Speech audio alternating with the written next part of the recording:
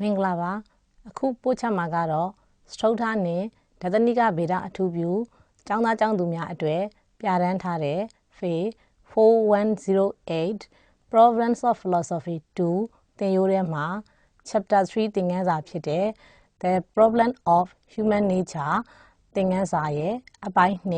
Chinese Approaches to the Problem of Human Nature ဆိုတဲ့သင်ခန်းစာကိုပို့ချပေးမှာဖြစ်ပါတယ် Chinese philosophy is a collective designation for the various schools of thought originated by Chinese scholars and sages.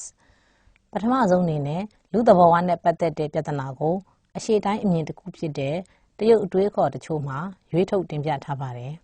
။တရုတ်အတွေးခေါ်များဟာတရုတ်ပညာရှင်များပညာရှိများမှအစပြုခဲ့တဲ့အမျိုးမျိုးကွဲပြားခြားနားနေသောအတွေးအခေါ်ဂိုင်းအသီးသီးအတွက်စုစည်းပုံဖော်ထားတာဖြစ်တယ်။ Chinese philosophy has passed through three distinct historical stages: the Classical Age, a creative period from the 6th to the 2nd century BC, the Medieval Age from the 2nd century BC to the 11th century AD, a period of synthesis and absorption of foreign thought, and the Modern Age from the 11th century to present, a period of maturation of earlier philosophical trends and introduction of new philosophies from the West. တရုတ်အတွေးခေါ်ကိုပြန်ကြည့်မယ်ဆိုရင်ထင်ရှားတဲ့သမိုင်းဆိုင်ရာအဆင့်၃ဆင့်ကိုဖြတ်ကျော်လာခဲ့ရတာတွေ့ရမှာဖြစ်တယ်။ BC 600စုကနေပြီးတော့မှ200စုအထိကတော့ဂန္ဓဝင်ခေတ်လို့ခေါ်တယ်။တီထွင်ဖန်တီးတဲ့ခေတ်ဖြစ်ခဲ့ပြီးအလက်ခေတ်ဖြစ်တဲ့ BC 200စုမှာ AD 1700စုကိုတော့နိုင်ငံခြားအတွေးအခေါ်တွေပါစိတ်ဝင်လာခဲ့ပြီးမှပေါင်းစည်းရှုမြင်တဲ့ခေတ်ဖြစ်ခဲ့တယ်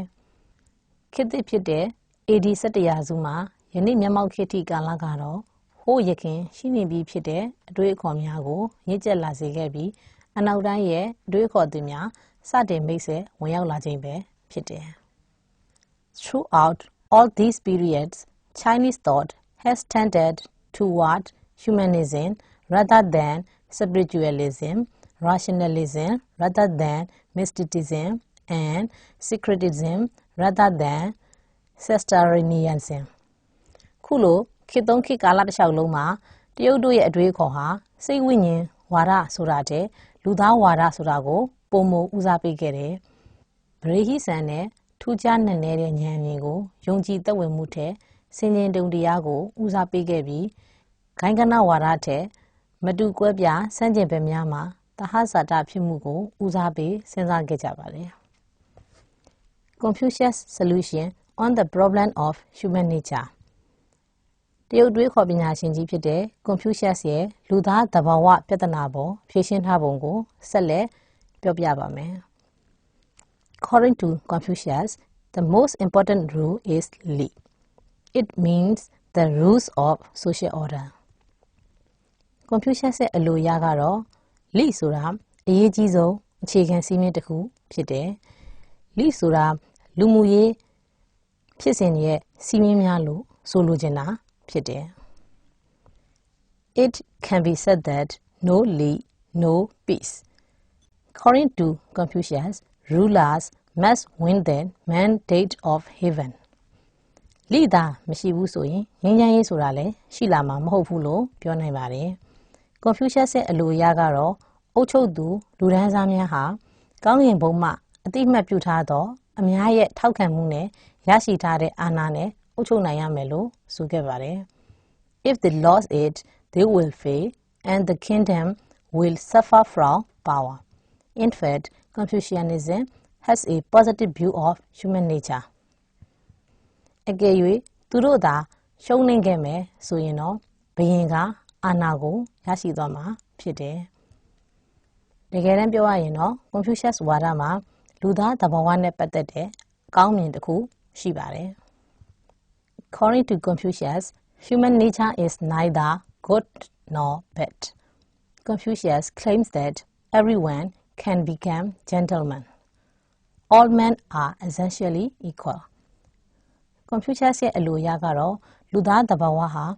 ကောင်းခြင်းဆိုးခြင်းဆိုတာမရှိနိုင်ပါဘူးလို့ပြောခဲ့တယ် လူသားတိုင်းဟာဂုဏ်သရေရှိလူကြီးလူကောင်းများဖြစ်လာနိုင်ကြတယ်လို့ Confucius က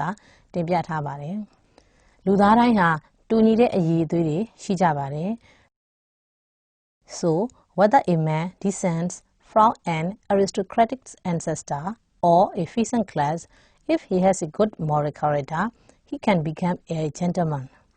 လူတစ်ယောက်ဟာဘိုးဘေးဘီဘင်လက်ထက်ကလေးကမင်းဆွေမင်းမျိုးတွေကပဲဖြစ်ဖြစ်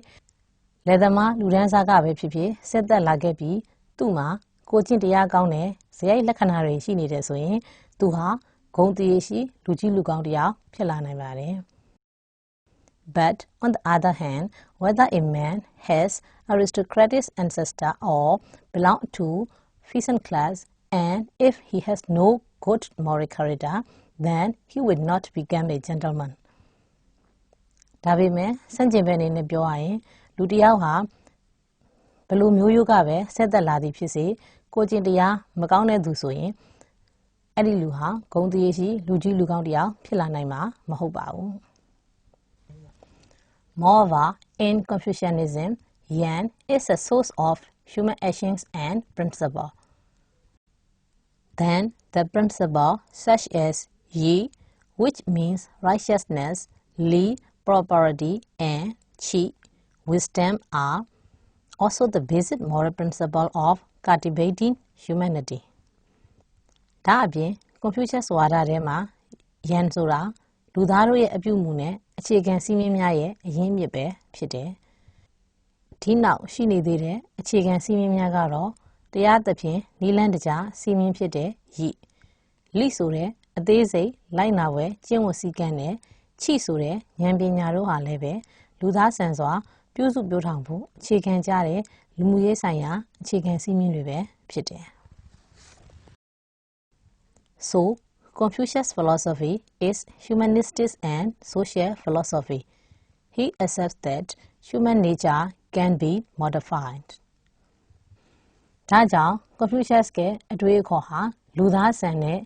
လူမှုရေးနဲ့ဆိုင်တဲ့အတွေးအခေါ်လို့ပြောလို့ရပါတယ်။သူဟာလူသားသဘာဝကိုပြုပြင်ပြောင်းလဲလို့ရတယ်လို့လက်ခံခဲ့ပါတယ်။ The nature of some men is good, but some are neutral or evil. These are all based on their intelligence and stupid mind. Confucius' philosophy is to develop human nature. လူတချို့ရဲ့သဘာဝမူလဟာကောင်းနိုင်တယ်။ဒါပေမဲ့တချို့တွေကတော့မကောင်းနိုင်ဘူး။ဆိုးနိုင်ပြီးတော့မှတချို့ကတော့အဲ့ဒီကောင်းခြင်းဆိုးခြင်းဆိုတဲ့သဘာဝတွေမရှိနေပါဘူး။ဒီကောင်းခြင်းဆိုးခြင်းဆိုတာသူတို့ရဲ့ကောင်းတဲ့အသိဉာဏ်နဲ့မကောင်းတဲ့မိုက်မဲတဲ့စိတ်တွေပေါ်မှာသာအခြေခံပါတယ်။ဒါကြောင့် Confucius ရဲ့အတွေးအခေါ်ဟာလူသားတွေရဲ့သဘာဝတိုးတက်ဖွံ့ဖြိုးစေဖို့အတွက်ဖြစ်တယ်။ Confucius thought that the most important element is the individual. Each human being must cultivate personal virtues such as honesty, love, and filial piety. Confucius ရဲ့အတွေးခေါ်ထဲမှာအရေးကြီးဆုံးသောအခြေခံအချက်တစ်ခုကတော့လူတဦးချင်းကိုအလေးထားတာပဲဖြစ်တယ်။လူသားတဦးချင်းဟာကိုယ့်ရဲ့ကိုယ်ကြီးကိုယ်သွေးအရေးချင်းတွေဖြစ်တဲ့ရိုးသားခြင်းချစ်ချင်းမေတ္တာသားနဲ့သမီးကဲ့သို့ချစ်ခင်သနာခြင်းစတဲ့ကောင်းမြတ်ခြင်းတရားတွေကိုလူတဦးချင်းဟာကိုယ့်ဘာသာကိုပြုစုပြောထောင်ကြရမှာဖြစ်တယ်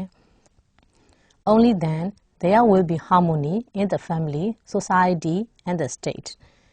ဒါမှသာလျှင်မိမိရဲ့မိသားစုအတွင်းစည်းလုံးညီညွတ်မှုရှိမှလူအဖွဲ့အစည်းတစ်ခုလုံးနဲ့နိုင်ငံတော်အဆင့်တနိုင်ငံလုံးစည်းလုံးညီညွတ်မှုတွေရလာမှာဖြစ်တယ်။ So, a young man's duty is to be filial to his parents at home and respectful to his elders abroad, to be circumspect and truthful, and while overflowing with love for all men, to associate himself with humanity. ဒါကြောင့်လူငယ်တယောက်ဟာဆိုရင်ကိုယ့်အိမ်မှာကိုမိဘတွေကိုသားသမီးဝတ္တရားအနေနဲ့တာဝန်ကျေပွန်ရမှာဖြစ်တယ်လို့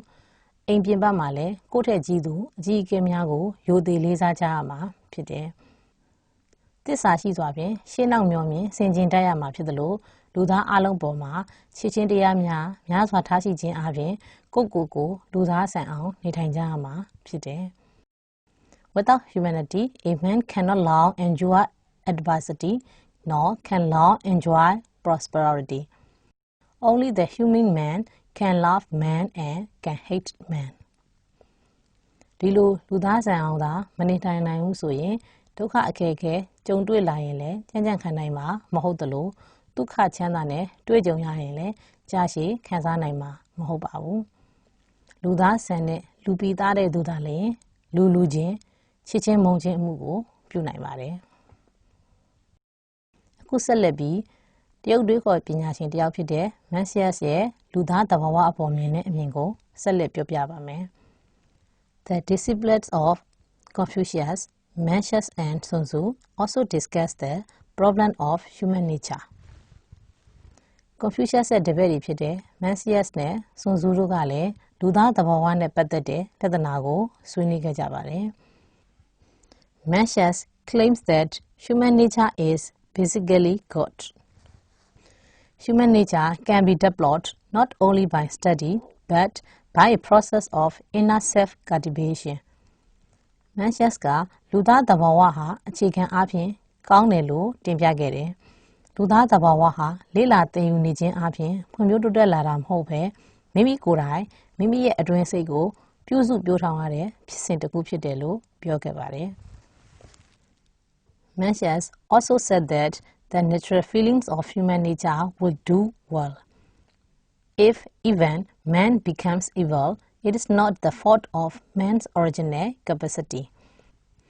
Mencius ကလူသဘာဝရဲ့သဘာဝကျတဲ့ခံစားချက်ဟာကောင်းတာကိုပဲလုပ်ချင်တယ်ကောင်းတာကိုပဲလုပ်ချင်တဲ့စိတ်ရှိတယ်လို့ပြောခဲ့ပါတယ်။အကယ်၍မကောင်းတဲ့လူဆိုးတစ်ယောက်ဖြစ်ခဲ့မယ်ဆိုရင်တော့ဒါဟာလူရဲ့ပင်ကိုယ်စွမ်းရည်ရဲ့အပြစ်မဟုတ်ပါဘူး။ The sense of mercy, the sense of shame, the sense of respect, the sense of right and wrong are all found in all men. The sense of mercy constitutes humanity, the sense of shame constitutes righteousness, the sense of respect constitutes decorum, the sense of right and wrong constitutes wisdom. တနာညတာတတ်တဲ့စိတ်ရှက်တတ်တဲ့စိတ်ယိုသေးလေးစားတတ်တဲ့စိတ်နဲ့အမှန်မှားခွဲခြားတတ်တဲ့စိတ်တွေဟာလူသားအလုံးမှာတွေ့နိုင်တဲ့စိတ်တွေဖြစ်တယ်။တနာညတာတတ်တဲ့စိတ်ဟာလူသားဆန်မှုကိုဖြစ်စေပြီးရှက်တတ်ကြောက်တတ်တဲ့စိတ်ကတော့အမှန်တရားကိုတန်ဖိုးထားတတ်စေပါတယ်။ယိုသေးလေးစားတတ်တဲ့စိတ်ထားကတော့ယဉ်ကျေးသိမ်မွေ့တဲ့အပြုမှုကိုဖြစ်ပေါ်စေပြီးအမှန်အမှားခွဲခြားတတ်တဲ့စိတ်ကတော့ပညာဉာဏ်ကိုဖြစ်စေပါတယ်။ Humanity, righteousness, decorum, and wisdom are not something instilled into us from without. They are inherent in our nature. Some have these virtues to a much greater degree than others. ဒီလိုလူသားဆန်တဲ့စိတ်အမှန်တရားကိုမြင်လို့တဲ့စိတ်ယဉ်ကျေးသိမ်မွေ့တဲ့စိတ်နဲ့အသိပညာဉာဏ်ရှိတဲ့စိတ်ထားတွေဟာဘယ်သူမှကိုယ့်ရဲ့စိတ်ထဲကိုတစိမ့်စိမ့်သွင်းပေးခဲ့တာမျိုးမဟုတ်ဘဲကိုယ့်ရဲ့ပင်ကိုယ်ဗီဇသဘောအရာမူလကတည်းကရှိပြီးဖြစ်တယ်လို့ Mencius ကဆိုခဲ့ပါတယ်။ဒီလိုစိတ်ထားတွေပိုင်ဆိုင်ထားတဲ့သူများဟာလည်းအခြားသူများတဲ့ပုံမူတာလွန်ကောင်းမွန်တဲ့စွမ်းရည်တွေရှိကြတဲ့သူတွေပဲဖြစ်တယ်။ Mencius claims that all men have a sense of commiseration. The ancient kings had this commiserated heart and hence a commiserating government. Mencius ကလူသားတွေမှာဒုက္ခရောက်တဲ့သူကိုစာနာတနာတတ်တဲ့စိတ်လည်းရှိတယ်လို့ပြောခဲ့ပါသေးတယ်။ဒါကြောင့်ရှေးဘုရင်များဟာဒီလိုတနာကျင်နာတတ်တဲ့စိတ်နှလုံးသားနဲ့တိုင်းပြည်ကိုအုပ်ချုပ်ခဲ့ကြတဲ့အတွက်လည်းတနာကျင်နာတတ်တဲ့စိတ်နှလုံးရှိတဲ့အစိုးရဖြစ်ခဲ့ပါတယ်။ Thus, we see that no man is without a sense of compassion or a sense of shame or a sense of courtesy or a sense of right and wrong. ဒါကြောင့်တနာကျင်နာတတ်တဲ့စိတ်အရှက်ကြောက်ရှိတဲ့စိတ်ယဉ်ကျေးတဲ့စိတ်နဲ့မှန်မှားခွဲခြားနိုင်တဲ့စိတ်မရှိတဲ့သူဆိုတာလုံးဝမရှိဘူးလို့ကျွန်ုပ်တို့ပြောနိုင်ပါတယ်။ Mencius said, man's innate ability is the ability possessed by him that is not acquired through learning. Mencius ကလူသားတွေမှာရှိနေတဲ့မွေးရပါဗီဇစွမ်းရည်တွေဟာတ သူ့ရဲ့မူလကလေးကပိုင်ဆိုင်ပြီးသားစွမ်းရည်တွေဖြစ်ကြပြီးသင်ကြားသင်ယူခြင်းဖြင့်ရရှိလာခဲ့တာမဟုတ်ဘူးလို့ပြောခဲ့ပါတယ် Man's innate knowledge is the knowledge possessed by him that is not the result of reflective thinking လူသားတွေမှာရှိနေတဲ့မွေးရပါဗီဇအသိဉာဏ်တွေဟာတွေးတောကြံစည်ခြင်းနဲ့ရလာတာတွေမဟုတ်ပါဘူးလူရဲ့မူလကလေးကပိုင်ဆိုင်ပြီးသားစွမ်းရည်တွေဖြစ်တယ်လို့ဆိုခဲ့ပါတယ် Every child knows enough to love his parents and when he is grown up he knows enough to respect his elder brothers ငယ်ရွယ်စဉ်အရွယ်ကလေးကကိုမိဘကိုချစ်ရမယ်ဆိုတာသိရှိခဲ့ပြီးကြီးပြင်းခဲ့တဲ့ဘဝတစ်လျှောက်လုံးမှာလည်းကိုယ့်ထဲကြီးသူများကိုရိုသေလေးစားရမယ်ဆိုတာကိုသိရှိပြီးဖြစ်တယ် Mencius' view is very attractive. Mencius ရဲ့အမြင်ဟာအလွန်ပဲစိတ်ဝင်စားဖွယ်ကောင်းလှပါတယ် According to Mencius, natural goodness is human nature and badness is concerned with human behavior. Although the original human nature is good, a man may behave badly. မွေးရပါကောင်းမြတ်ခြင်းတရားတွေဆိုတာလူသားရဲ့သဘောအလျောက်ဖြစ်ပေါ်ခဲ့ပြီးမကောင်းတဲ့အကြောင်းတရားတွေကတော့လူသားရဲ့အပြုအမူကြောင့်သာဖြစ်ပေါ်လာရတယ်လို့ဆိုခဲ့ပါတယ်။မွေးရပါဗီဇအရာလူသဘောဝဟာကောင်းနေပေမဲ့အဲ့ဒီလူဟာမကောင်းတဲ့အပြုအမူကိုပြုမှုကောင်းပြုမှုနိုင်တယ်လို့လည်းပြောခဲ့ပါတယ်။ Hsun Tzu views on human nature ကိုဆက်လက်ပြီးတော့တရုတ်တွေးခေါ်ပညာရှင်ကြီးတဦးဖြစ်တဲ့Hsun Tzuရဲ့အကြောင်းကိုဆက်လက်ပြောပြမှာဖြစ်တယ်။ According to Hsun Tzu, the essential nature of human being is bad in the sense of possessing a problematical motivational structure. Hsun Tzuရဲ့အလိုအရာလူတစ်ယောက်ဟာပြဿနာဖြစ်စေတယ်ပြဿနာဖြစ်စေခြင်းနဲ့လှုံ့ဆော်ပေးခြင်းနဲ့စိတ်ထားမျိုးပိုင်ဆိုင်ထားပြီဆိုရင်အဲ့ဒီလူဟာစိတ်ထားမကောင်းတဲ့သူဖြစ်တယ်လို့ပြောခဲ့ပါတယ် Every human seeks to satisfy his desires. Man is born without any beginning of goodness. He actually possesses the beginning of evil. လူသားတိုင်းဟာကိုယ့်ရဲ့ဆန္ဒတွေအတွက်စိတ်ကျေနပ်မှုကိုရဖို့ရှာဖွေကြိုးစားနေကြလေရှိပါတယ်လူဆိုတာမြည်သည့်ကောင်းမြတ်ခြင်းတရားတွေရဲ့အစပြုမှုမပါဘဲနဲ့မွေးဖွားလာခဲ့ကြတာဖြစ်တယ်အမှန်တကယ်ကတော့လူဆိုတာမကောင်းမှုရဲ့အစပြုမှုတွေသာပိုင်ဆိုင်ထားတယ်လို့Hsun Tzuကပြောချင်တာဖြစ်တယ် He has an inherent desire for profit and pleasure. But at the same time, man can possess intelligence. The intelligence of a man can make the human being to become a good person. သူ့မှာအကျိုးကျေးဇူးနဲ့ကာယပျော်ရွှင်မှုကိုသာလိုချင်တတ်မဲ့တဲ့ပင်ကိုယ်ဗီဇစိတ်ဆန္ဒတွေသာရှိပါတယ်။ဒါပေမဲ့တစ်ချိန်တည်းမှာပဲအဲ့ဒီသူဟာအသိဉာဏ်ပညာကိုလည်းပိုင်ဆိုင်နေပါတယ်။ဒါကြောင့်အဲ့ဒီလူရဲ့အသိဉာဏ်ဟာအဲ့ဒီလူကိုကောင်းတဲ့လူကောင်းတစ်ယောက်ဖြစ်လာနိုင်စေပါတယ်။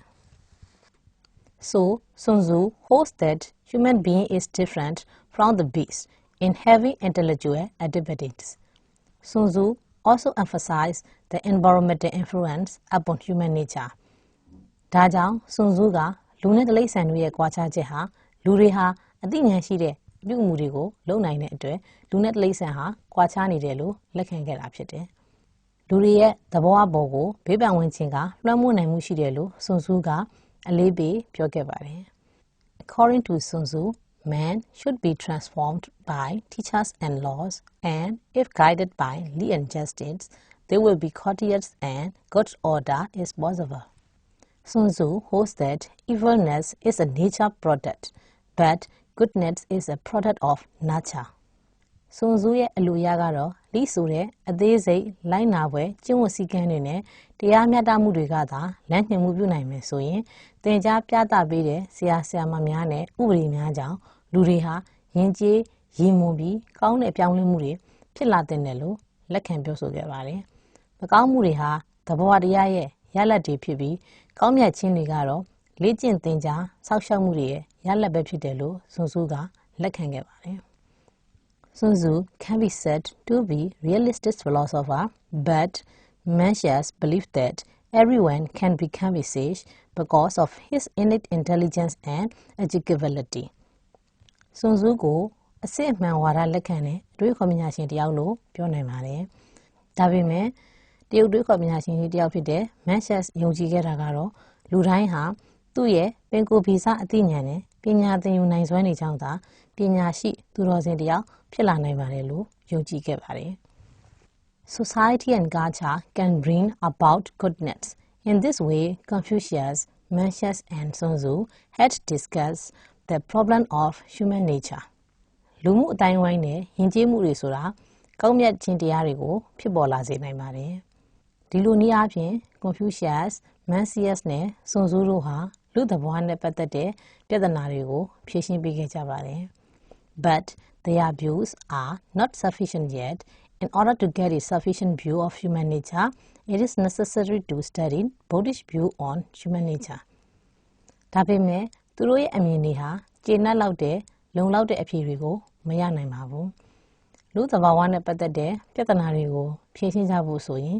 ကျေနပ်လောက်တဲ့လုံလောက်တဲ့အဖြေတွေကိုရရှိဖို့ဆိုရင်တော့လူသဘာဝအပေါ်မြင်ထားတဲ့ဗုဒ္ဓရဲ့အမြင်တွေကိုလည်းလေ့လာဖို့လိုအပ်ပါတယ်။ဒါကြောင့်နောက်တစ်ပတ်အပိုင်း3မှာမြတ်ဗုဒ္ဓရဲ့အမြင်တွေကိုဆက်လက်ပို့ချပေးမှာဖြစ်ပါတယ်။အခုပို့ချခဲ့တာတွေကတော့ Phil-4108 Problems of Philosophy 2 သင်ရိုးထဲမှာ Chapter-3 The Problems of Human Nature သင်ခန်းစာရဲ့အပိုင်း2ဖြစ်တဲ့ Chinese Approaches to the Problems of Human Nature ဆိုတဲ့သင်ခန်းစာတွေပဲဖြစ်တယ်။ကျောင်းသားကျောင်းသူများအနေနဲ့တည်တည်ချာချာလေ့လာထားကြပါလို့မှာကြားလိုပါတယ်။